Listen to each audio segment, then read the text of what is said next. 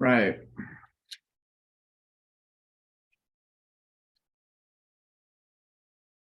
I'm gonna try not to blast this all over my studio.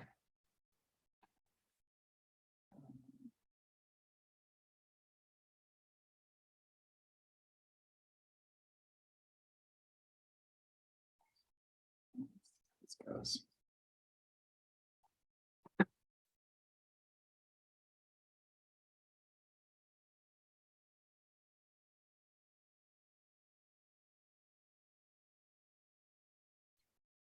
Try to do it on screen. You should see this.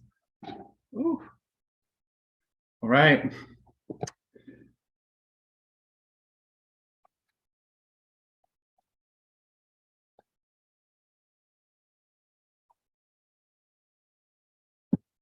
Story time.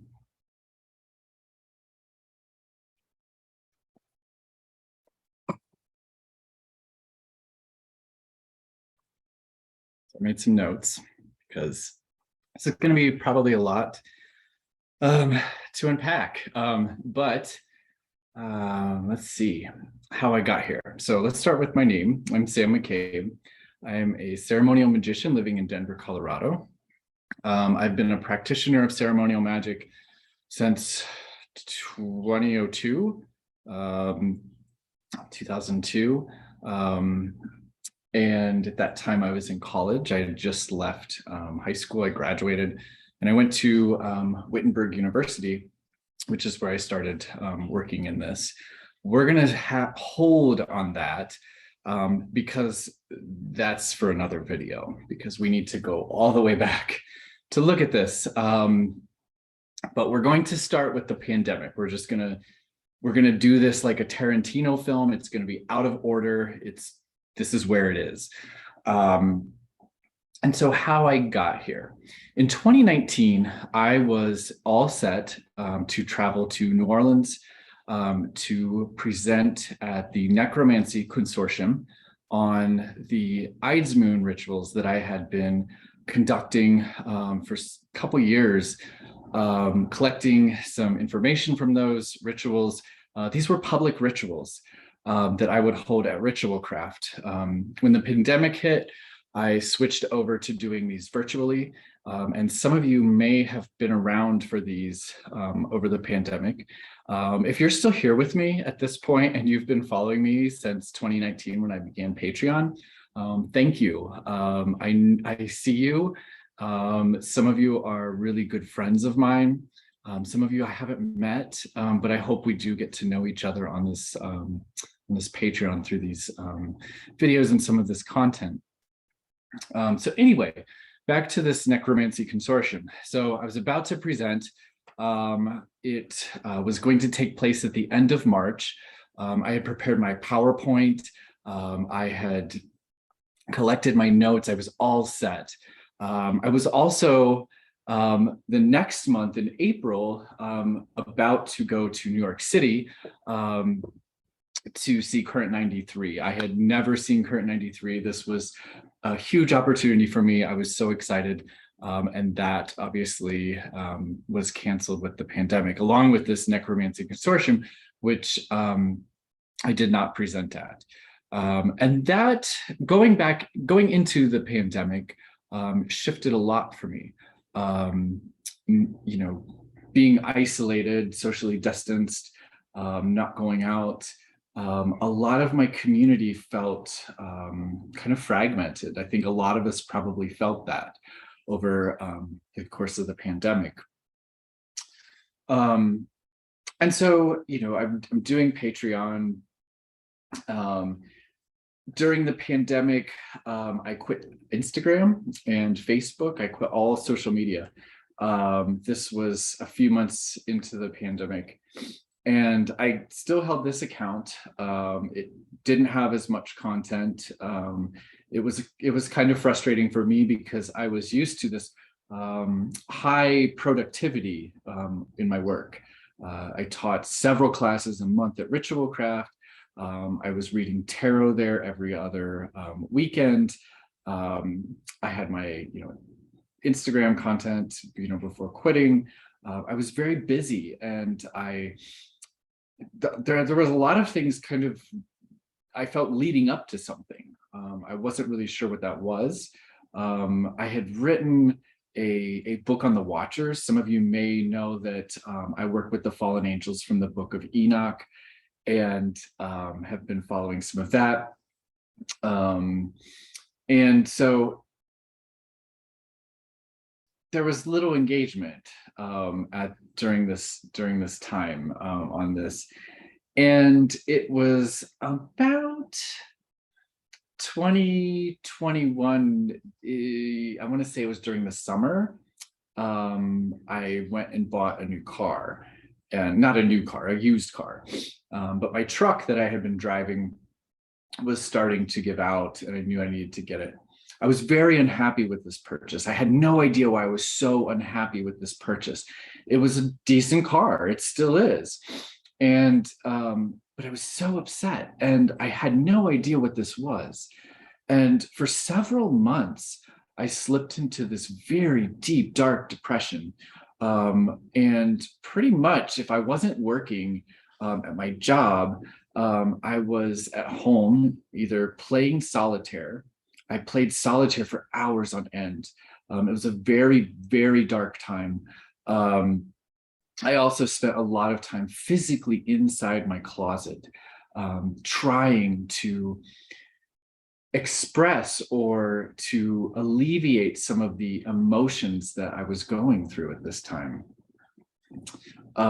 These emotions were very strong, and I think I was really trying to cry.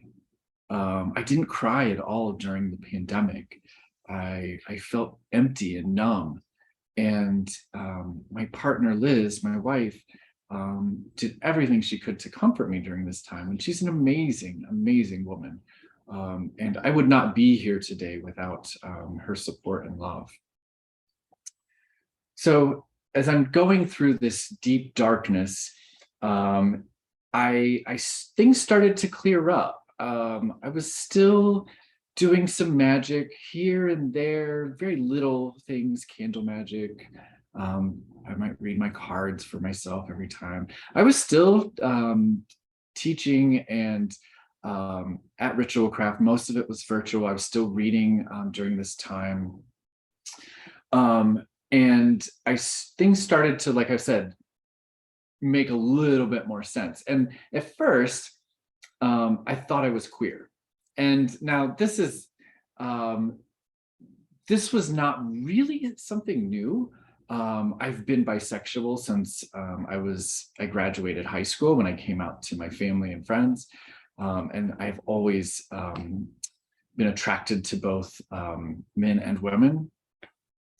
And everything in between. I grew up, and and when I say grew up, like in my 20s, very gender nonconforming. Another video, this will be coming up later, but so that wasn't anything new. I was always bisexual, but this was something new. It felt deeper. It felt different. It felt like there was something that hadn't been expressed yet that I needed to come to terms with and accept.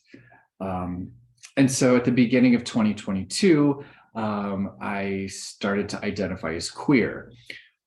Very shortly, I began to identify as non-binary. This was in February of 2022. For years, I have been in therapy for depression and anxiety, and things like that. And at one point, I believe it was shortly before coming out as non-binary, when I started to toy around with this idea of what it means to be queer, my therapist suggested that I had identity issues, and to kind of explore what that meant. So I came out as non-binary. I started to identify as they, them. I did this at work too. And so I had my pronouns changed at work, and I began using these they, them pronouns. And it was, I want to say that for a lot of folks, for a lot of transgender people, the non-binary identification can often serve as a nice little kind of waiting room or kind of practice space, I guess, to kind of figure things out. It's, at the time I wasn't sure that I wanted to fully commit to being a woman. I wasn't even sure that that's what I was. I didn't know. But this was how I identified for several months. In June, at the beginning of Pride Month, I created a PowerPoint video and kind of outlining where I was, and I officially came out to my family. This has not been received well, and I have not a lot of contact with family at this point. But I came out with this video for them, and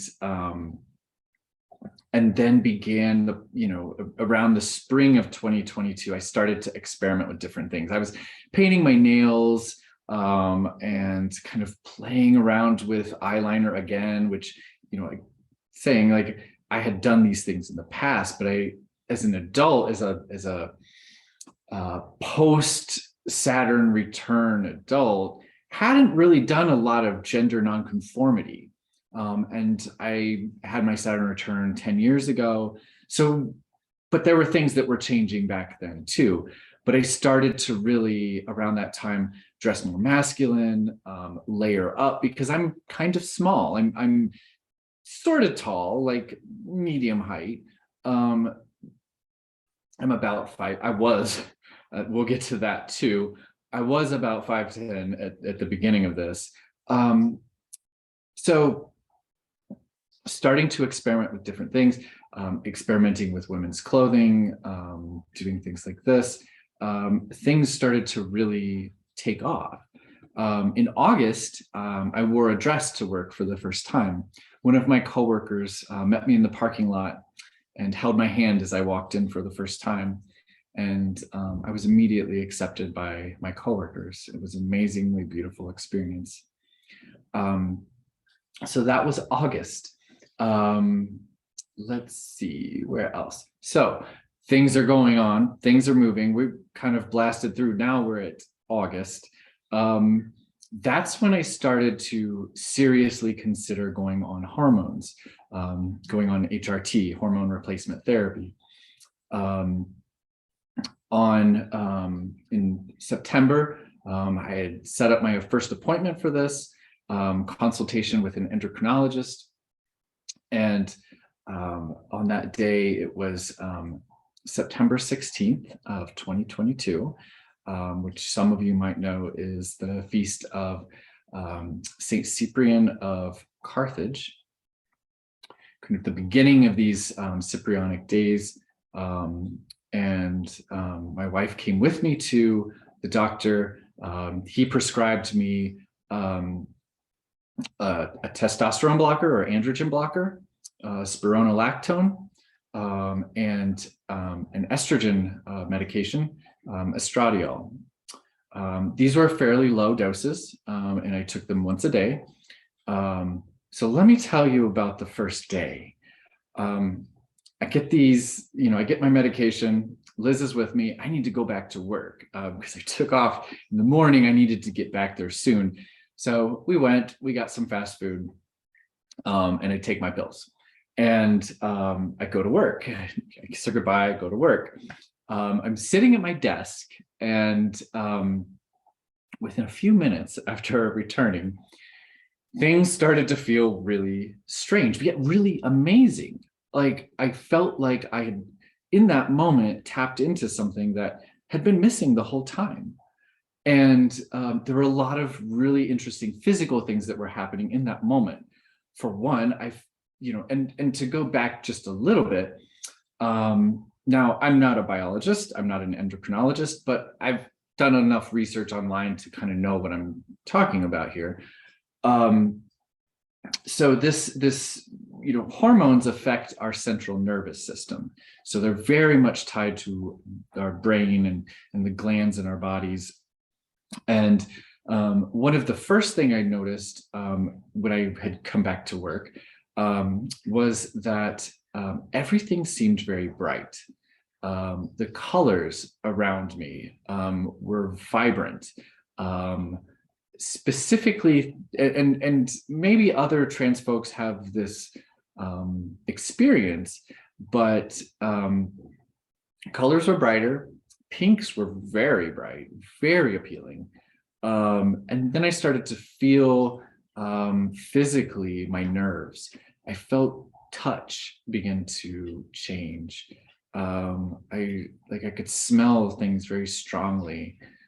Sounds were very intense, and physically, there was this feeling that of coldness on the insides of my legs. It was kind of weird, but it kind of felt like I'd peed my pants. And so this was the rest of the work day, was just kind of feeling strange. It was, I am someone who has used entheogens and psychedelics in the past, and I will say it was very similar to using these, not in the way of necessarily maybe the hallucinations, but some of the sensations, some of the brain activity was very new to me.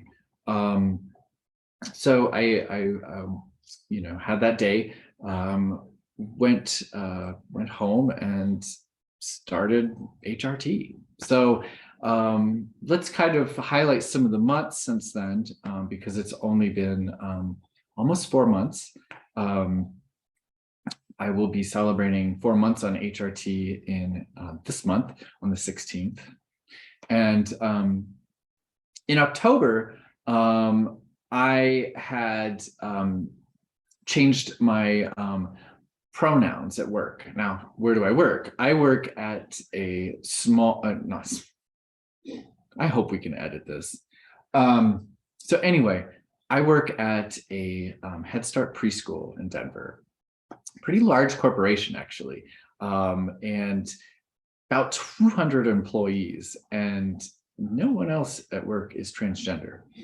There have been other NBs that have come and gone over the years, but they hadn't seen me yet. And I had worked there for almost 9 years at that point. So quite a long time, very well established in my work. I have a background in early childhood education. I taught for 14 years.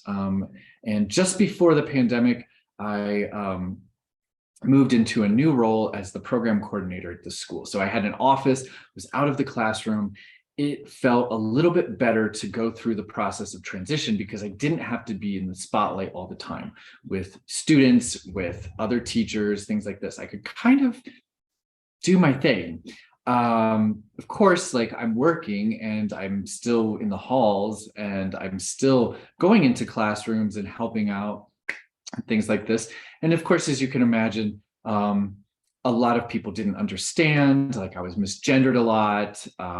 When I changed my name and shortened it to just Sam, I was being dead named all the time, all these things.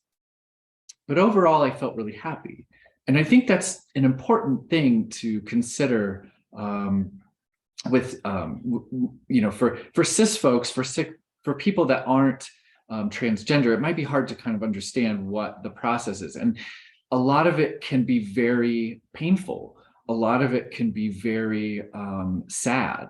And a lot of it is a struggle, but it's a happy struggle. I've never felt more in my body. I've never felt more comfortable being who I am, allowing myself to use the mannerisms that I've always wanted to use, and to do the things that I've always kind of looked at with longing. So let's see. So in November, I started to get back into my spiritual practice. And this has been something that's, like I said, going on for 20 years now of doing magic. And I started with ritual baths. I started making my own bath salts with Epsom salt and different herbs and oils and different other ingredients that, you know, correspond with transformation and femininity and health and things like this. And I started to do some ritual again too at that point. So by this point, there have been some body changes. And if you are familiar with the process of people going on HRT, a lot changes. It's amazing how much hormones can influence the human body and change it. Some of the things have been softer skin. My skin has a newer glow, and a lot of the wrinkles actually that started to appear, because I am in my late 30s, those started to disappear. A lot of my hair started to come back in. So, you know, I lived as a man for 38 years. And then after going on these hormones, like, you know, a 38-year-old man is going to start losing some hair around here. Like that's where, you know, just normal receding stuff. That started to actually come back. There are baby hairs that are coming in and it's starting to fill in, which is amazing. A lot of my body hair has kind of gone away. It's not as thick, it's not as coarse. My hair is a lot longer, it grows a lot faster, it's a lot thicker. I've always had thick hair, but now it's even more. My eyelashes are even thicker now. I've always had kind of 2 rows, and I've always been kind of proud of that. And so now it's like, woo, can use mascara and really accentuate that. But I got the lower lashes that came in the last month, which I'm really excited about. Let's see, what else? Height. This was something that really caught me off guard. I'd read a little bit about some of those things, but again, like my body is changing. There is pain. As you know, one of the things that happens is with the T blocker, the androgen blocker spironolactone, it blocks the testosterone. So things that were once influenced by testosterone are no longer happening. And so the amount of muscle that I had started to atrophy and started to go away. So my shoulders are a lot more slender now. I used to have very boxy, like big shoulders, and I don't anymore. My neck, you know, like everything's just kind of slimmed down there. Fat redistribution happens with HRT. So like I said, my face is over time going to change because there's going to be more kind of cushioning here. I'm really excited for that. My eyes will probably seem a little bit bigger because of the way that my face changes. What else? So let's see. But yeah, back to the pain. So my muscles are kind of shrinking. It was harder to lift things that, you know, in the past, like were pretty simple. But these things were becoming more difficult, and it was painful in my shoulders. There were weeks where my shoulders really hurt. There have been weeks where my hips have really hurt, my legs have really hurt, my feet, all the joints, because the ligaments are shifting or changing a little bit. And so in the process of this, and I really, there's information out there on everything. Most of it's, we're not going to get into that yet. We're not going to go there. But I am going to say that things like my height changed. So now I'm about 1.5 inches shorter. My shoe size is a little smaller. I always had big feet, like 10.5. Those have kind of shrunk down about a half size at this point, which is kind of fun. But yeah, like I said, fat redistribution. So like, typically in males, like fat kind of builds in the tummy area. That went away and it kind of shifted to my thighs and my butt, which I'm really excited about. My waist kind of trimmed a little bit. So my body is changing. Some of it, like I said, is kind of painful, but overall, waking up every morning and going to the mirror and looking and seeing subtle things, it's been really nice. Sure. Let's see what else. And so in December, I started to feel the urge to share some of this. Um, I started to feel like I have something to say. I have a lot to say. Studying magic for so long, and all the things over the years that have um, changed in my life for that, because from practicing magic, the studies that I've done on the histories, all these things. Um, when I go back into my journals, I see the undercurrent of my gender identity popping up. It's been there for a long time. There's so many stories that I have that I felt really ashamed of at one time, and felt very scared to talk about. And so I felt this desire to connect with the patrons here, to connect with my friends, to connect with students, um, and to reintegrate back into society in a way. Like, it is kind of a re-entry into things.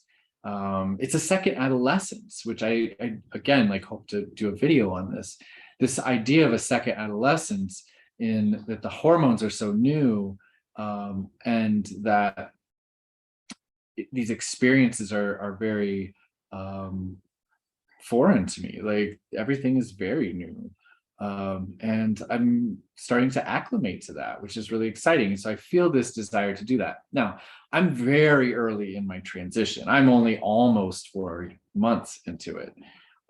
There's a lot ahead, and really this transition could take anywhere from 2 to 5 years. So buckle up, because there's going to be a lot here to share. But this is kind of, I would like to start with things, just that this transition's happened. I'm very happy. I'm healthy. I'm loved, and my wife has been with me the entire time, and has been so supportive, and has educated herself about things, has shared and listened, and it's been a wonderful experience. And so, yeah, I think that, like, kind of summarizing this, is that I'm sharing because I want to connect with other trans people too, because I think that there are others of us out there who practice magic, who have a background in witchcraft, who are interested in tarot, that often isn't seen. I didn't have a lot of experiences with other trans people in the magical community.